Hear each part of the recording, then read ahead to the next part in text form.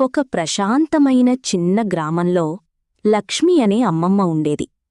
ఆమె నవ్వు వినగానే మనసు మొత్తం మృదువవుతుంది. ప్రతి ఉదయం ఆమె తులసి చెట్టుకి నీళ్లు పోసి పక్షులతో మెల్లగా మాట్లాడేది. ఆమె మాటల్లోని ప్రేమను పక్షులు అర్థం చేసుకునేవి. చిన్ను ఆశ్చర్యంగా అడిగాడు, అమ్మమ్మా, నువ్వు పక్షులతో ఎలా మాట్లాడగలవు? అమ్మమ్మ నవ్వుతూ చెప్పింది, మనసు మంచిగా ఉంటే బాబూ, మాటలు లేకపోయినా అందరూ వినగలరు. ఒకరోజు చిన్ను కన్నీళ్లతో వచ్చాడు. అతని బొమ్మ పగిలిపోయింది. అమ్మమ్మ ఒడిలో కూర్చుని మెల్లగా ఏడ్చాడు. అమ్మమ్మ తన పాత పెట్టె తీసి ప్రేమగా దాచుకున్న చెక్క బొమ్మను చిన్నుకిచ్చింది.